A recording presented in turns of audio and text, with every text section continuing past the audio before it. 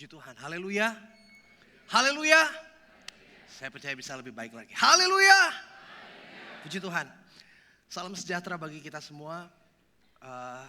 Senang sekali hari ini kita bisa ada lagi di rumah Tuhan. Mohon maaf mungkin suara saya agak sedikit bindeng karena lagi terganggu sedikit ya. Tapi saya percaya tidak akan mengurangi kuasa dari pemberitaan firman Tuhan pagi hari ini. Amin. Gimana kabarnya hari ini? Luar biasa, puji Tuhan. Ada sukacita? Amin, puji Tuhan. Sudah dipenuhkan Roh Kudus? Boleh saya tahu berapa banyak di antara kita yang hadir dalam doa dari hari pertama sampai hari yang terakhir tanpa absen? Oh ya, puji Tuhan banyak juga ya. Hari ini kita memperingati hari Pantekosta atau hari di mana Roh Kudus memenuhi kehidupan orang percaya. Ada yang tahu berapa ini adalah peringatan keberapa hari Pantekosta? Nggak tahu ya, yang pasti sudah lebih dari 2000 tahun. Kejadiannya sudah 2000 tahun yang lalu. Roh Kudus sudah tinggal di dunia dan bekerja di dunia sudah sejak 2000 tahun yang lalu. Nah, dalam hati saya ketika saya baca lagi ayat ini dan merenungkannya, lalu dalam hati saya timbul satu pertanyaan. Kalau Roh Kudus sudah tinggal selama 2000 tahun di dunia, dan kita tahu dari Alkitab kita baca bahwa ada banyak hal yang Roh Kudus sudah kerjakan saat itu. Nah, pertanyaannya sekarang dalam kehidupan kita, sudahkah Roh Kudus itu menghasilkan buah? Atau jangan-jangan Roh Kudus 2000 tahun lalu datang ke sini, kita lahir Roh Kudus sudah ada. Terus ketika kita percaya Tuhan, katanya Roh Kudus tinggal dalam kehidupan kita, tapi Roh Kudus belum buat apa-apa dalam hidup kita. Kita belum menghasilkan buah. Coba yang merasa belum berbuah angkat tangan. Oh, sudah berbuah semua. Haleluya, puji Tuhan. Kenapa seseorang gak bisa berbuah? Padahal Roh Kudus sudah ada, Roh Kudus bekerja, Roh Kudus tidak malas-malasan di dalam kehidupan kita. Dia bekerja setiap hari, setiap waktu. Dia berusaha menuntun kita. Ada yang mungkin sudah lama ikut Tuhan, udah lama melayani Tuhan, udah lama baca Alkitab, udah lama kenal kehendak Tuhan, tapi hidupnya nggak berbuah juga. Gak heran hidupnya gitu-gitu aja.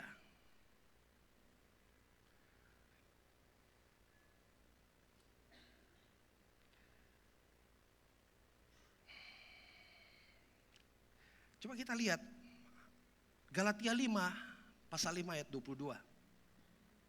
Saya gak baca lagi kisah para rasul, karena saya yakin kita semua udah tahu bahwa hari Pantekosta adalah hari di mana Roh Kudus turun, dicurahkan oleh Tuhan ketika murid-murid menanti di Yerusalem sampai hari yang ke-10. Dan di hari yang ke-10 atau hari Pantekosta, hari ke-50 sejak Paskah, Roh Kudus itu dicurahkan. Galatia 5 ayat 22 sampai ayat yang ke-25. Tetapi buah roh ialah kasih, sukacita, damai sejahtera, kesabaran, kemurahan, kebaikan, kesetiaan, kelemah lembutan, penguasaan diri. Tidak ada hukum yang menentang hal-hal itu. Artinya kalau saudara melakukan, kita melakukan atau menghasilkan buah, kita tidak sedang melanggar hukum. Ayat 24, barang siapa menjadi milik Kristus Yesus, ia telah menyalibkan daging dengan segala hawa nafsu dan keinginannya. Jikalau kita hidup oleh roh, baiklah hidup kita juga dipimpin oleh roh. Kalau kita punya kerinduan untuk kehidupan kita menghasilkan buah, kita perlu dipimpin oleh roh. Kuncinya adalah hidup yang dipimpin.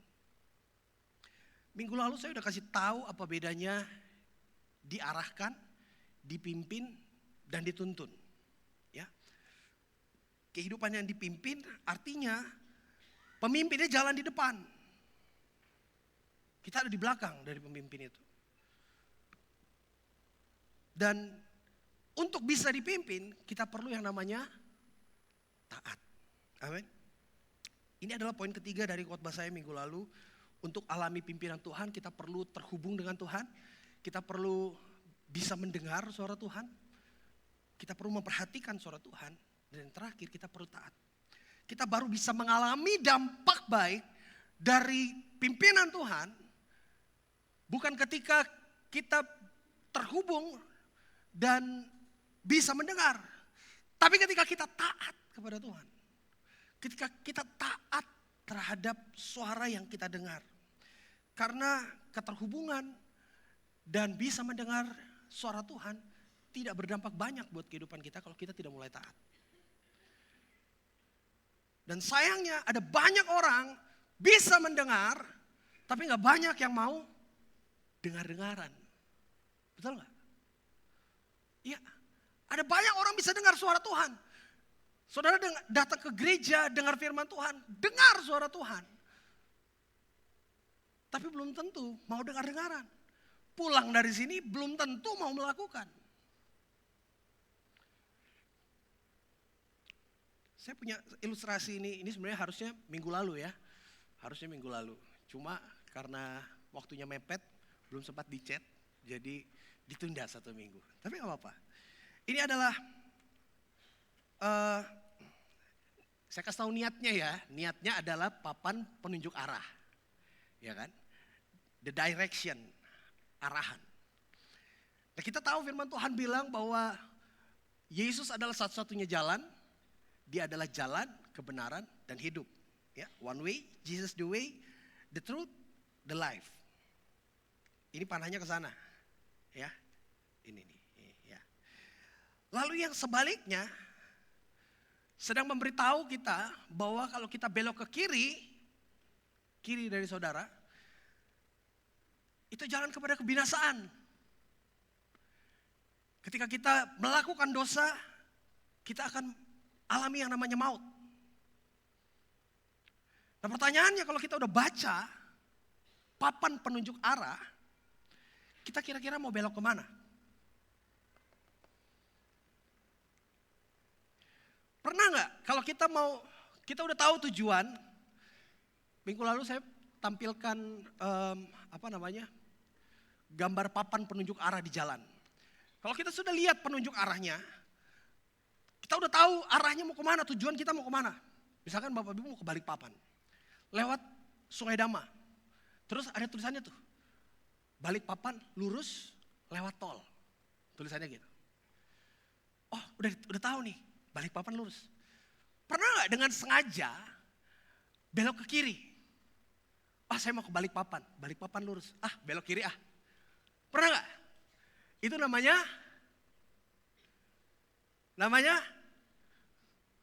iya, stres ya kan? Udah tahu mau ke Balikpapan, dikasih tahu arahnya, lurus.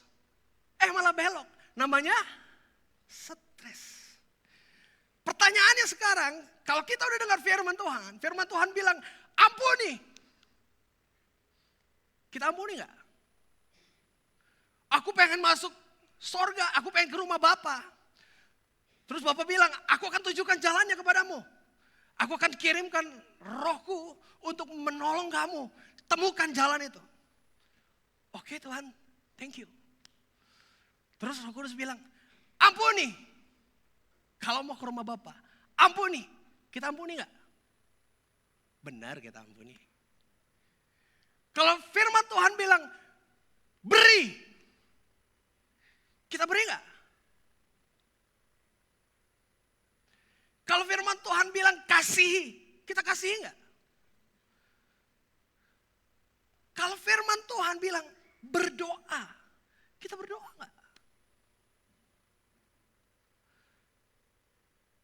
Kalau firman Tuhan bilang, andalkan Tuhan dalam kehidupanmu.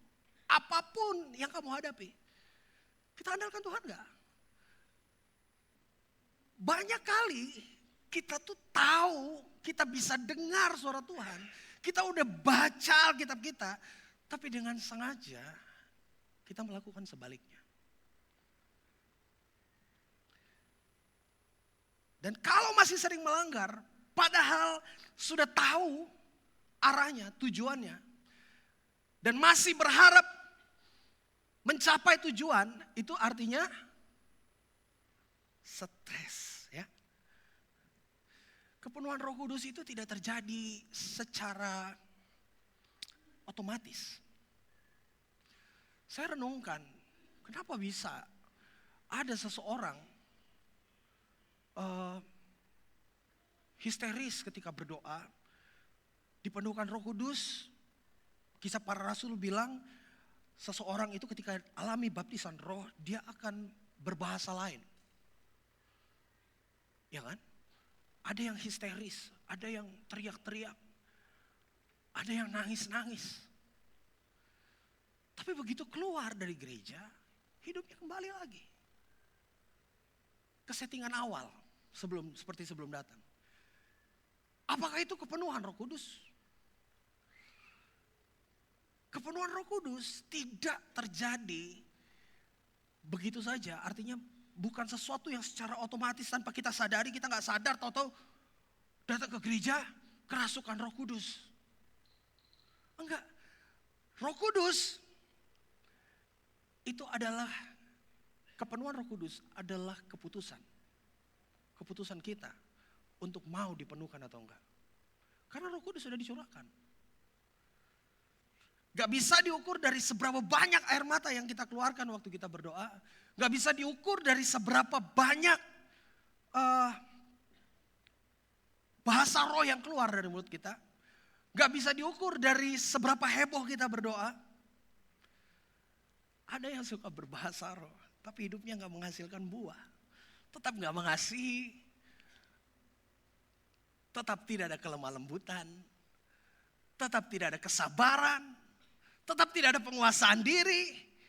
Tapi kalau berdoa berbahasa roh, belum apa-apa naik mimbar langsung shikaralaba. Wah,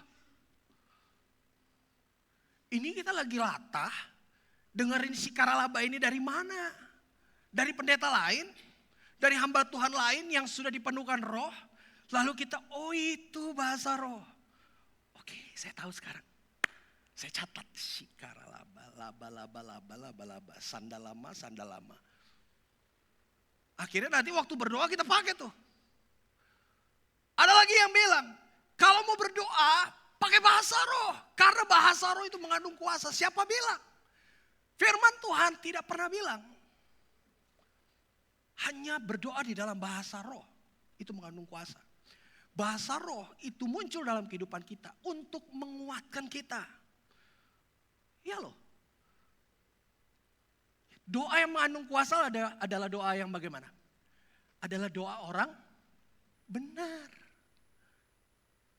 Alkitab gak pernah bilang kalau kamu mau berdoa dan doamu mau mengandung kuasa pakai bahasa roh. Gak pernah.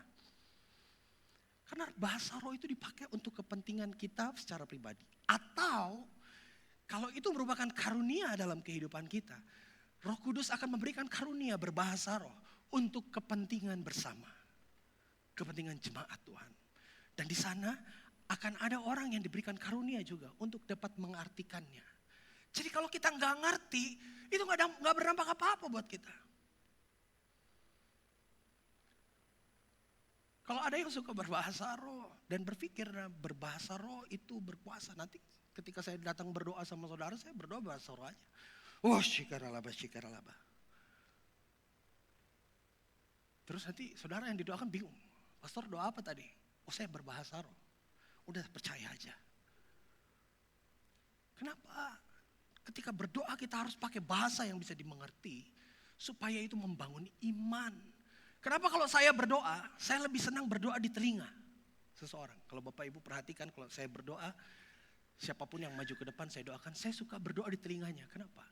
Karena saya berdoa bukan keras-kerasan supaya didengar Tuhan. Tapi supaya didengar sama yang didoakan. Supaya doa saya mengandung kuasa. ketika yang didoakan mendengarnya dengan iman. Saya bilang, Tuhan memberkati kamu. Bukan saya lagi ngomong sama Tuhan, lagi ngomong sama yang didoakan. Supaya yang didoakan itu dengan iman dia terima dan dia terima berkat.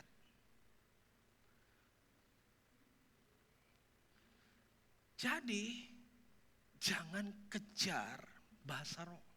Saya tidak anti sama bahasa roh. Kalau saudara ketika berdoa 10 malam kemarin duduk di sebelah saya, saudara akan dengar saya juga berbahasa roh. Saya berdoa di dalam roh. Tapi jangan kejar itu, jangan jadikan itu sebuah patokan. Karena kalau ternyata kita berbahasa roh, tapi kehidupan kita tidak menghasilkan buah, maka yang terlihat adalah bohongnya. Betul gak? Bohongnya yang kelihatan. Di depan berbahasa roh. Tapi begitu turun dari mimbar kelakuannya kayak setan. Jadi ketahuan kalau itu palsu. Jadi berkat gak kalau kayak gitu? Gak jadi berkat. Makanya hati-hati buat saudara yang suka berdoa di depan banyak orang, berbahasa roh tapi hidupnya tidak menghasilkan buah. Karena itu bukan mempermuliakan Tuhan. Justru itu mendatangkan syak bagi orang lain. Ya, karunia roh itu gak usah dikejar. Ada banyak karunia roh. Kalau kita lihat dalam 1 Korintus pasal 12 ayat 1 sampai ayat 11, saya bacakan dengan cepat. Sekarang tentang karunia roh. Aku mau saudara-saudara supaya kamu mengetahui kebenarannya. Kamu tahu bahwa pada waktu kamu masih belum mengenal Allah, kamu tanpa berpikir ditarik kepada berhala-berhala yang bisu. Karena itu aku mau meyakinkan kamu bahwa tidak ada seorang pun yang berkata-kata oleh roh Allah dapat berkata terkutuklah Yesus, dan tidak ada seorang pun yang dapat mengaku Yesus adalah Tuhan selain oleh Roh Kudus.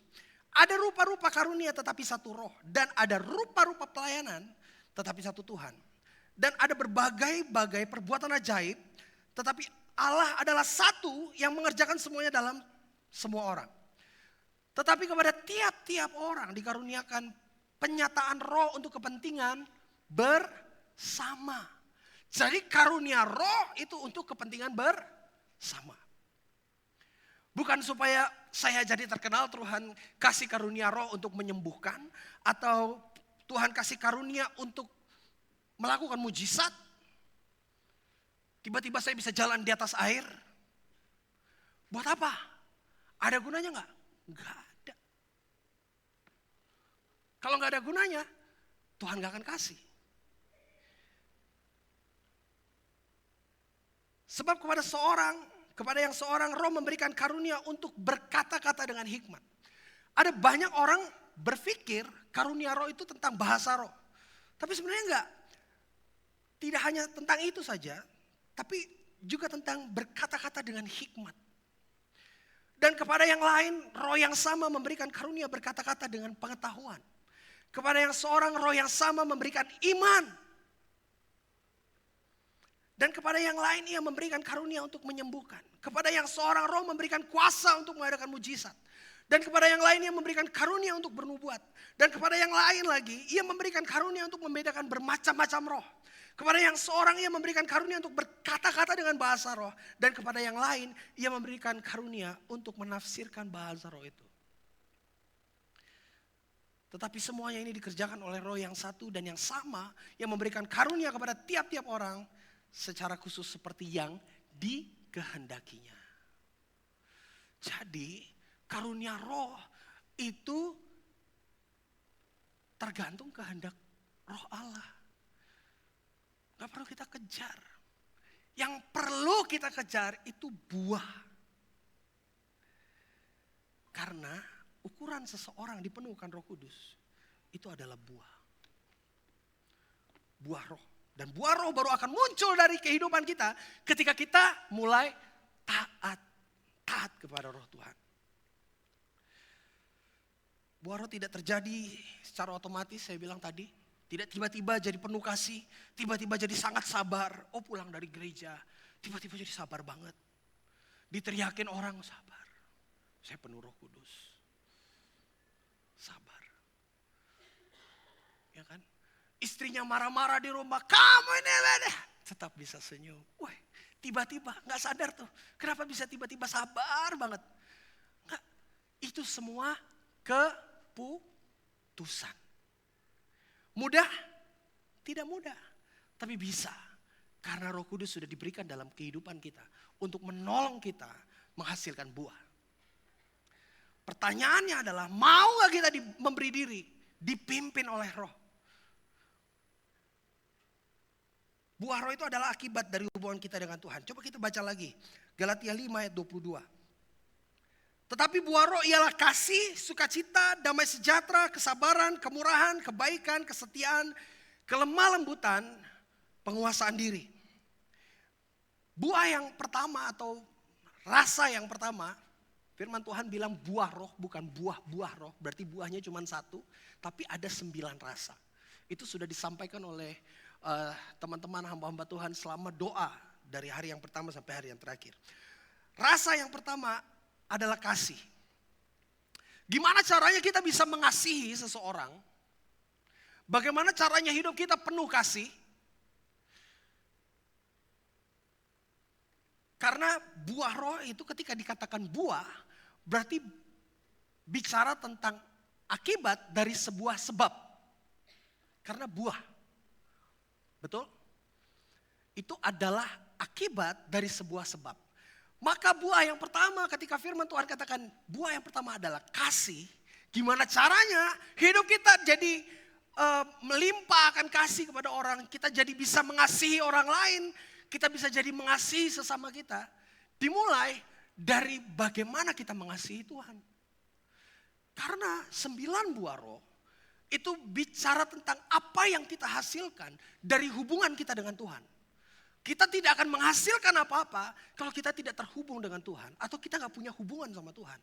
Buah yang pertama adalah kasih.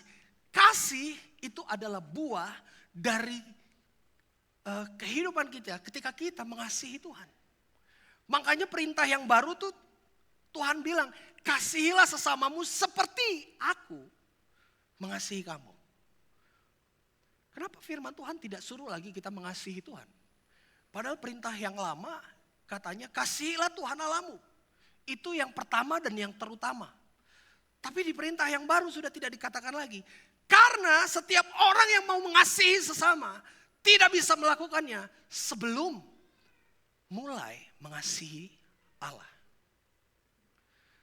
Kita bisa pura-pura mengasihi. Kita bisa seolah-olah kita orang yang penuh kasih. Tapi percayalah itu akan sangat melelahkan kita. Seseorang baru bisa agape terhadap orang lain.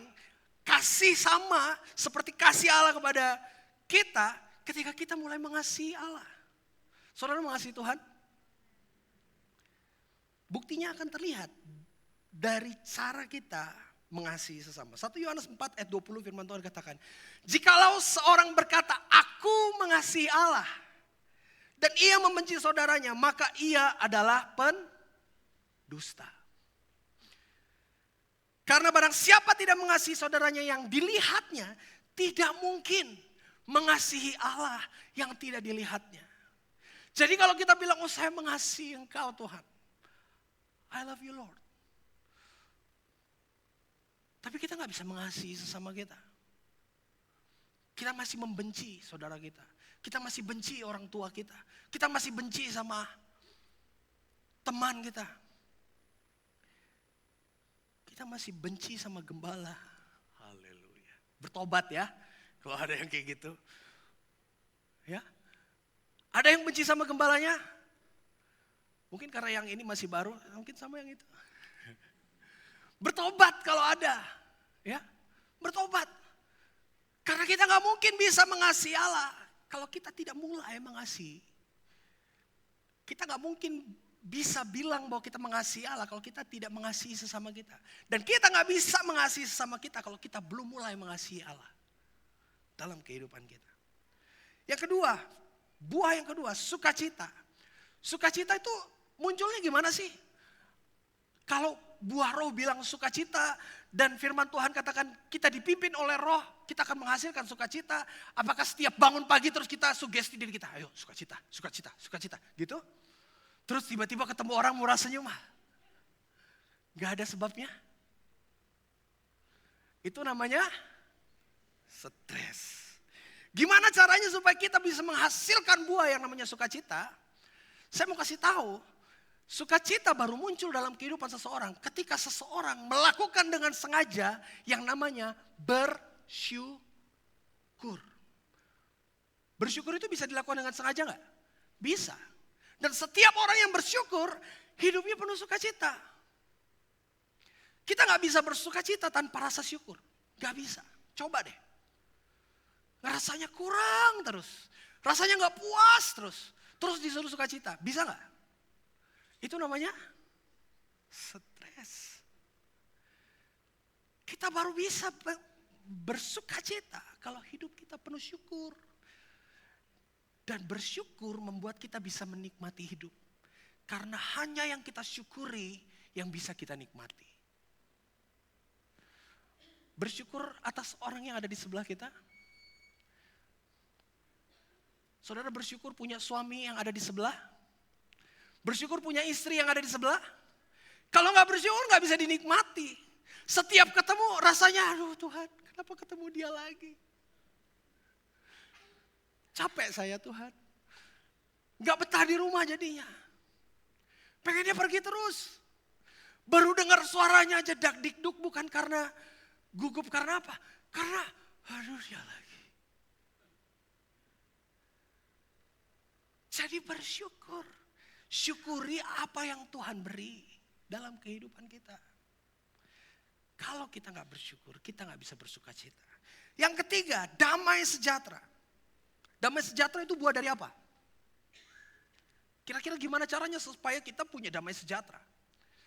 Damai sejahtera adalah buah dari keintiman kita dengan Tuhan. Setiap orang yang dekat dengan Tuhan, setiap orang yang melekat dengan Tuhan, tidak mungkin alami kekhawatiran dalam kehidupannya. Betul gak? Gak mungkin. Pasti penuh damai sejahtera. Jangankan sama Tuhan. Kita lihat aja ada orang yang berkuasa. Terus kita dekat dengan orang itu. Kita disayang sama dia. Terus kita tahu bahwa dia akan terus menolong kita. Damai sejahtera gak hidup? Oh damai sejahtera pasti. Nah kalau orang percaya, mau alami damai sejahtera, dekat dong sama Tuhan. Melekat dong sama Tuhan. Intim dong sama Tuhan. Supaya meskipun kita hadapi badai, Pastor Army kemarin sampaikan dalam perenungan kita dalam doa. Yesus katakan damai sejahtera aku tinggalkan bagimu. Damai sejahtera yang mana? Damai sejahtera yang bisa membuat Yesus tidur di buritan kapal ketika ada badai. Damai sejahtera yang itu loh yang ditinggalkan buat saya dan saudara. Dan kalau kita intim, makanya waktu murid-murid berteriak, Yesus bilang, kamu ini orang yang keras kepala, kamu kok gak ngerti-ngerti. Ada aku loh. Kenapa kamu khawatir? Kenapa kamu teriak-teriak, guru tidakkah kau peduli kalau kami binasa? Padahal ada Yesus di sana. Setiap orang yang intim, mengenal Yesus, mengenal kuasanya, mengenal kasihnya, tidak akan kehilangan damai sejahtera. Karena tahu siapa yang bersama dengan dia. Amin. Berikutnya, kesabaran. Sabar enak gak Bapak Ibu? Sabar enak? Enggak juga ya. Sabar. Kesabaran itu adalah buah dari rasa percaya penuh kepada Tuhan. Pengkhotbah 3 ayat 11 katakan, ia membuat segala sesuatu indah pada waktunya. Bahkan ia memberikan kekekalan dalam hati mereka. Tetapi manusia tidak dapat menyelami pekerjaan yang dilakukan Allah dari awal sampai akhir. Firman Tuhan katakan indah pada waktunya. Berarti kalau belum indah, belum waktunya. Kalau belum waktunya berarti kita perlu sabar. Firman Tuhan katakan bersabarlah dalam kesesakan. Kalau kita lagi alami kesesakan, kita lagi alami penderitaan, kita lagi tertekan, kita lagi hadapi masalah, pergumulan. Kadang-kadang kita gak sabar. Dan ketidaksabaran bisa membuat kita akhirnya melakukan kesalahan. Jadi kita perlu sabar. Gimana caranya supaya sabar? Kita perlu percaya penuh kepada Tuhan. Mengandalkan Dia sepenuhnya. Percaya bahwa akan indah pada waktunya. Amin. Yang kelima, kemurahan. Nah,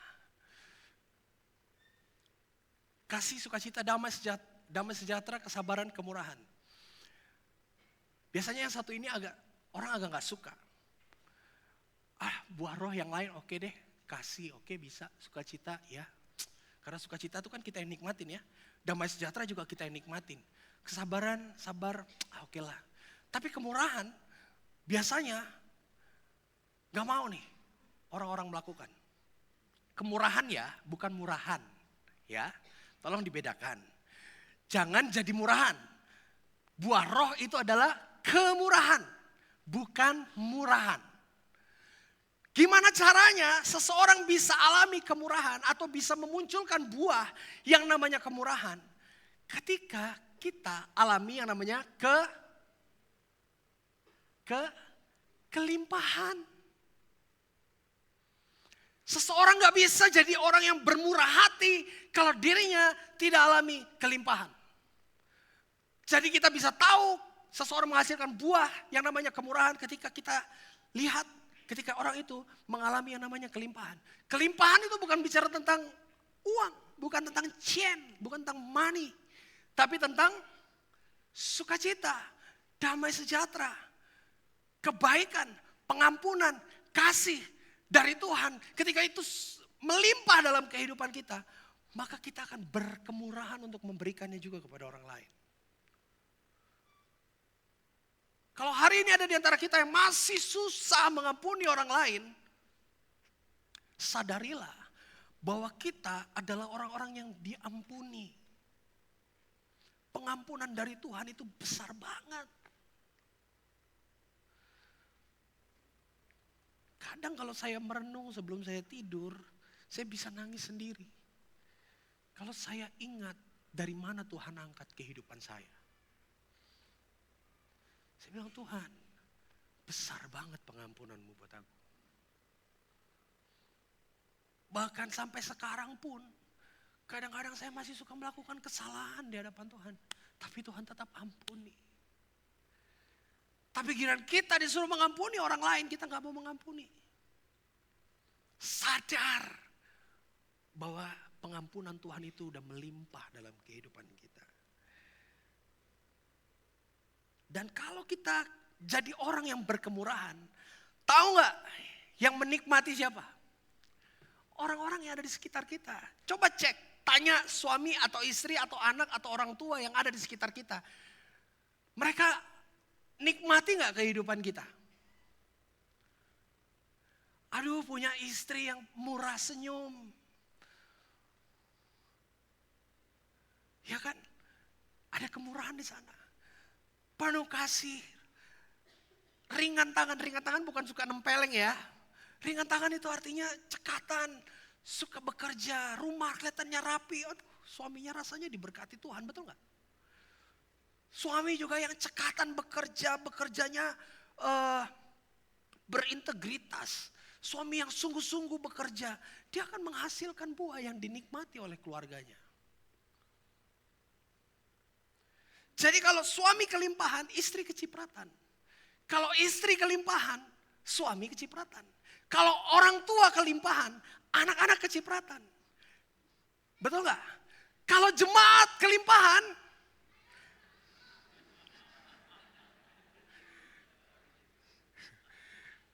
gembalanya kecipratan. Dan bayangkan, kalau segini banyak orang dalam satu gereja, kita semua alami kelimpahan. Gereja ini jadi sumber mata air. Betul gak?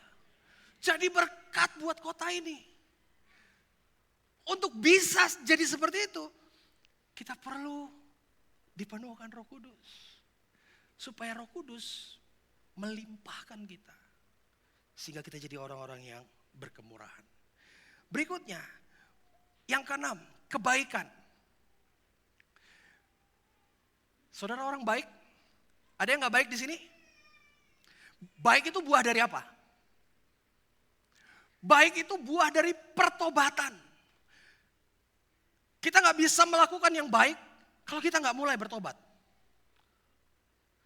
Jadi kalau ada yang gak baik, berarti belum bertobat.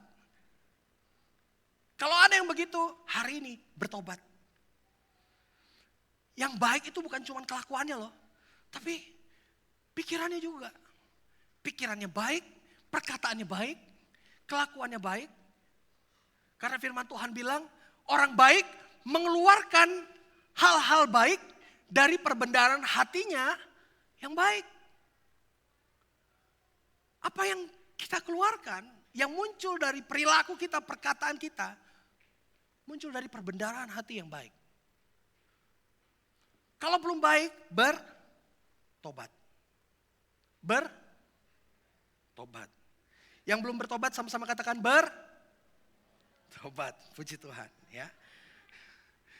Yang ketujuh adalah kesetiaan. Haleluya. Tuhan senang sama orang yang setia. Coba saya mau tanya sama Bapak Ibu yang sudah menikah sekian lama. Apa sih resepnya supaya bisa setia? Sabar. Oh berarti yang di sebelah itu ini ya. Nyakitin terus ya. Kelakuannya aduh ngeselin. Tapi sabar kita ya. Gimana caranya untuk setia? Saya mau kasih tahu bahwa kesetiaan itu adalah buah dari pengenalan. Betul? Seseorang yang kenal sama Tuhan, tahu betapa besar kuasanya, tahu betapa besar kasihnya, tidak akan mungkin berubah setia kepada Allah yang lain. Karena tidak ada yang lebih baik daripada dia. Setiap orang yang kenal Tuhan, pasti setia. Enggak mungkin enggak. Enggak mungkin tinggalkan Tuhan. Enggak mungkin tiba-tiba sekarang nyembah pohon. Emang pohon bisa bikin apa? Terus tiba-tiba pohonnya dibajuin.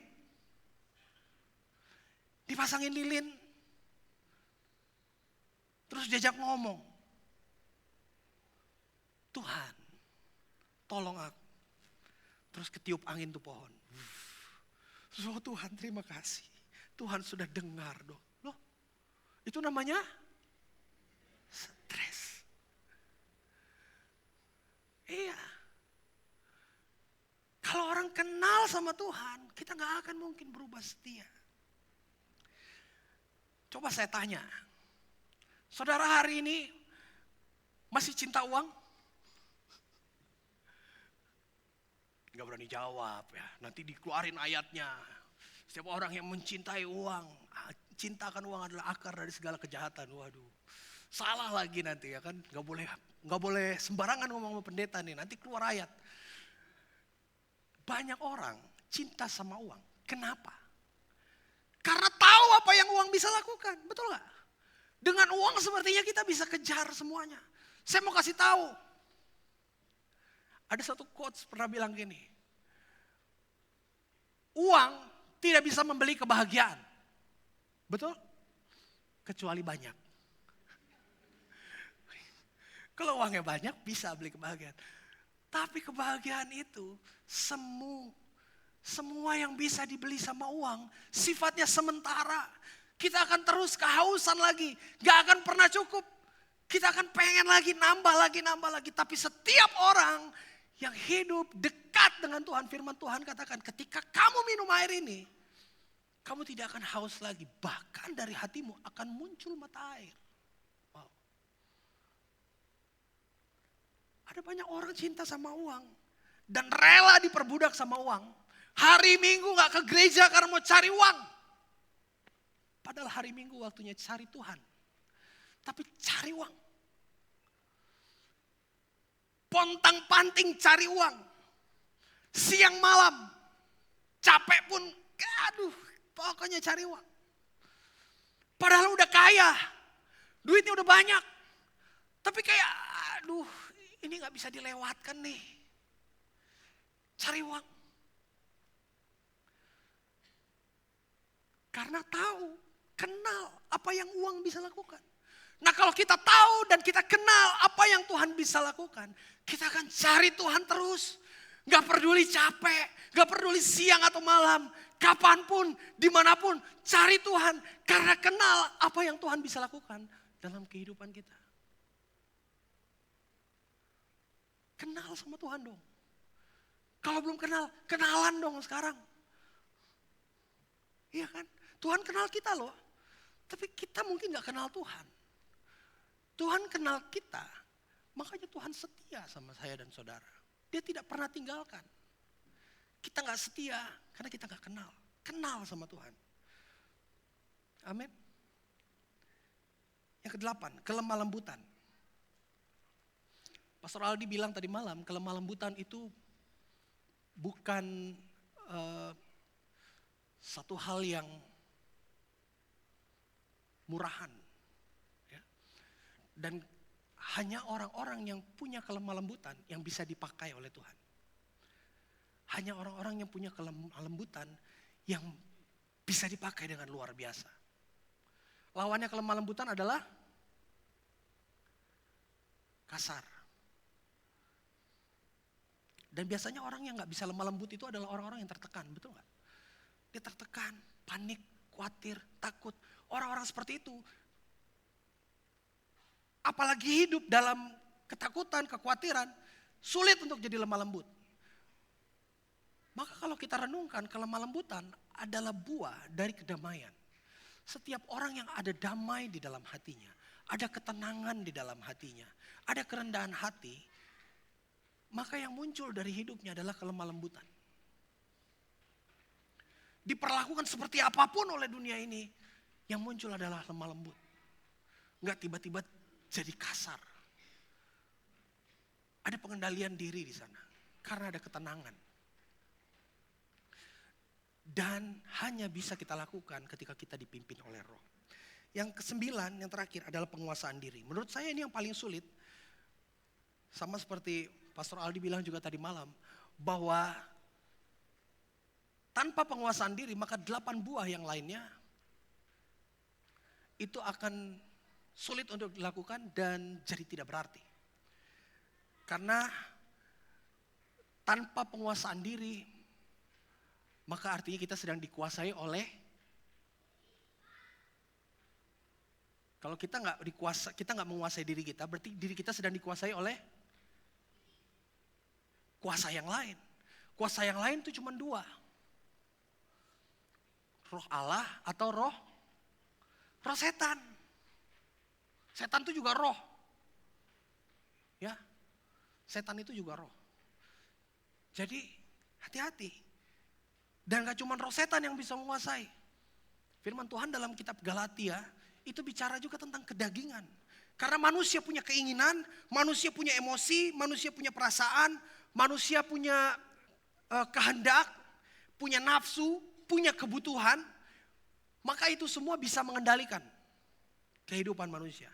Bisa mengontrol pikiran kita, bisa mengontrol perkataan kita, bisa mengontrol respon kita, perilaku kita, dan lain sebagainya. Tapi firman Tuhan katakan buah roh adalah penguasaan diri. Penguasaan diri baru bisa terjadi ketika kita menundukkan diri kepada Tuhan. Menundukkan diri itu terjadi secara otomatis atau enggak? Enggak. Penundukan diri itu adalah keputusan. Jadi buah roh dihasilkan dari keputusan kita setiap hari. Keputusan untuk taat. Dilakukan dengan sadar dan tidak dengan paksaan. Ya. Saudara bisa lihat Roh Kudus? Bisa lihat? Saya bisa. Mau saya ajarin?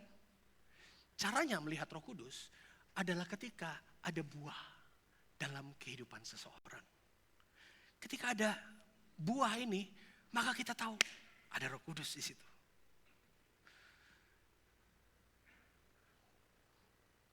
Jadi kalau misalkan ada orang-orang yang tidak menghasilkan buah ini dan ketemu sama kita, doakan supaya Roh Kudus ada dan memimpin kehidupannya. Amin. Karena tanpa Roh Kudus tidak seorang pun bisa menghasilkan buah yang sudah kita baca tadi. Dan tanpa buah, gak mungkin seseorang itu bisa mengatakan bahwa dirinya dipimpin oleh Roh. Dan untuk bisa dipimpin, kita perlu yang namanya taat. Taat itu perlu, bukan harus.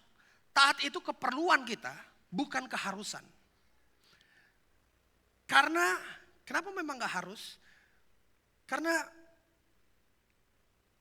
dalam ketaatan kita, yang diuntungkan siapa? Kalau saudara mengampuni, melakukan apa yang firman Tuhan katakan yaitu mengampuni, yang diuntungkan Tuhan atau kita? Kita. Karena membawa akar pahit itu sama seperti kita ingin membunuh orang, tapi kita yang minum racun. Itu namanya stres. Jadi kalau mau hidup menikmati kebaikan Tuhan, harus mulai melakukan. Kasih karunia memang diberikan cuma-cuma,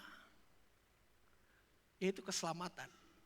Tapi untuk menikmati janji-janji Tuhan, perlu respon yang benar dari kehidupan kita. Makanya taat itu keperluan. Taat kepada arahan firman Tuhan adalah keperluan kita. Firman Tuhan isinya bukan tuntutan, tapi tuntunan. Sama seperti ketika kita baca papan ini, kita mau masuk surga. Kita mau ketemu sama Yesus. Firman Tuhan katakan supaya di mana aku berada, di tempat di mana aku berada, di situ kamu berada. Kita mau ketemu Yesus. Kita mau ke rumah Bapa. Waktu dikasih tahu, belok ke sana. Apakah itu artinya kita harus ke sana? Itu keperluan siapa? Keperluan kita. Terus kalau kita belok ke kiri, ke arah yang sebaliknya, lalu kita alami hal-hal yang tidak menyenangkan, itu salah siapa? Salah kita sendiri. Tapi ada banyak kali orang-orang yang mengaku percaya sama Tuhan, tidak mau taat, tidak mau ikuti arahan Tuhan, tapi ketika mengalami konsekuensi dari pilihannya yang beda dari arahan Tuhan, seolah-olah Tuhan jahat. Seolah-olah Tuhan gak baik. Waktu Allah berkata kepada Adam dan Hawa, jangan kamu makan buah yang satu itu, buah pengetahuan yang baik dan jahat. Karena di hari di mana kamu memakannya, kamu akan mati. Terus dimakan apa enggak? Berarti mereka stres. Sudah dibilang jangan makan, dimakan. Terus akhirnya mereka mengalami apa? Maut, dibuang. Apa karena Tuhan gak baik? Terus kalau ada orang berdosa, dia harus menerima konsekuensi. Firman Tuhan katakan, upah dosa adalah maut. Terus ketika seseorang mengalami maut, terus Tuhan bilang, kita bilang, Tuhan gak baik, Tuhan gak sayang sama aku. Lah, Tuhan kasih firman Tuhan.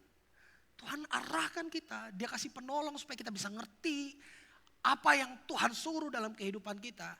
Apa keperluan kita supaya kita ikuti arahan Tuhan, supaya kita ikuti pimpinan Tuhan. Tapi kita yang gak mau taat, ketika kita hadapi konsekuensi dari ketidaktaatan, kita bilang, Tuhan gak sayang, Tuhan gak baik. Kita salahin Tuhan. Padahal Tuhan udah datang ke dunia, tinggalkan tahtanya, hidup jadi manusia sebagai hamba, mengosongkan diri, taat sampai mati, mati di kayu salib, terima hinaan, disiksa. Terus kita bilang, Tuhan gak baik. Hanya karena kita stres. Udah disuruh ke sana, malah ke sana. Kadang manusia suka aneh.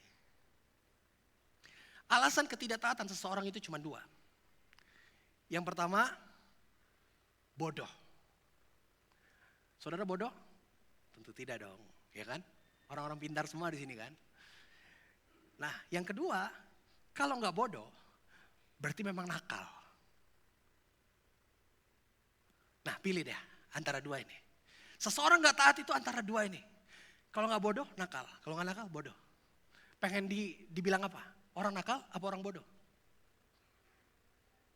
Pengen dibilang orang nakal apa orang bodoh? Gak mau dong ya dua-duanya ya. Maunya jadi orang benar. Nah, orang benar taat. Galatia 5 ayat 24. Barang siapa menjadi milik Kristus Yesus, ia telah menyalibkan daging dengan segala hawa nafsu dan keinginannya. Jadi perlu disalibkan. Menyalibkan daging itu bukan tugasnya tentara Romawi. Oh, karena dulu Yesus disalibkan tentara Romawi, daging ini harus tentara Romawi yang menyalibkan. Menyalibkan daging itu tugas kita masing-masing. Salibkan daging. Bukan berarti pulang dari sini beli kayu, terus tancap depan rumah, terus menyalibkan diri ya, bukan ya. Kedagingan yang mana? Galatia 5 ayat 19 sampai 21. Perbuatan daging telah nyata, yaitu percabulan, kecemaran, hawa nafsu, penyembahan berhala, sihir, perseteruan, perselisihan, iri hati, amarah, kepentingan diri sendiri, percideraan, roh pemecah, kedengkian, kemabukan, pesta pora, dan sebagainya. Dalam terjemahan sederhana Indonesia bunyinya begini. Sebaliknya kalau kita hidup menuruti keinginan badani yang jahat, hasilnya jelas perbuatan-perbuatan dosa ini. Perzinahan, percabulan, persetubuhan yang tidak wajar. Ada yang LGBT di sini? Ada? Oh, puji Tuhan gak ada ya. Jangan ya. Itu tidak wajar. Mengikuti hawa nafsu. Menyembah berhala. Nyembah pohon tadi tuh. Terlibat dalam ilmu sihir. Membenci orang lain. Membenci orang lain. Coba bayangkan. Ada yang masih benci orang lain? Gak usah angkat tangan, nanti malu-maluin ya. Berkelahi, cemburu, mudah marah, mementingkan diri sendiri, iri hati, membunuh, mabuk-mabukan, berpesta liar, dan semua dosa yang lain. Dan sama seperti mengikut roh adalah keputusan, hidup dalam daging juga keputusan. Keputusan yang bisa kita tolak. Katakan tidak kepada kedagingan. Amin. Tepuk kanan kirinya. Katakan tidak kepada kedagingan. Kejadian 4 ayat 7 di sana katakan, apa kamu tidak akan berseri jika engkau berbuat baik? Tetapi jika engkau tidak berbuat baik, dosa sudah mengintip di depan pintu. Dosa gak bisa masuk kalau kita gak persilakan masuk. Dosa cuma bisa ngintip. Gitu juga Tuhan. Tuhan bilang apa? Dia mengetok pintu. Saya pernah katakan bahwa dia adalah raja. Dan tidak ada raja yang berurusan dengan pintu. Bahkan kita percaya kalau pintu sudah dibuka sama Tuhan, tidak ada yang bisa menutup. Betul? Karena dia raja. Tidak ada raja yang berurusan dengan pintu. Setiap kali raja mau lewat pintu, pasti ada yang bukain, betul gak? Tapi untuk pintu hati kita, dia mengetok. Oleh sebab itu, buka pintu kita kepada pimpinan roh. Supaya roh itu memenuhi kehidupan kita. Tahu gak yang bisa bikin jemaat berantem satu sama lain dalam sebuah gereja itu apa? Karena dalam sebuah gereja ada yang dipimpin oleh roh dan ada yang dipimpin oleh daging. Pasti berantem. Karena firman Tuhan bilang bertolak belakang. Kalau sama-sama dipimpin oleh daging enak, kompak gerejanya, ya. Yang dicari kedagingan, ayo kita bikin gereja yang sesuai dengan keinginan daging kita. Pak Pendeta mau apa? Oh, saya mau gerejanya begini-begini, cocok. Persis seperti yang saya pikirkan. Sama-sama daging. Tapi kalau ribut, ada yang dipimpin oleh daging, ada yang dipimpin oleh roh. Yang bikin gereja sama gereja berantem, karena ada gereja yang dipimpin oleh roh, ada gereja yang dipimpin oleh daging. Ribut gerejanya. Ya kan? Ada yang dengar voice, ada yang dengar noise. Ada yang dengar suara Tuhan, ada yang dengar suara hantu.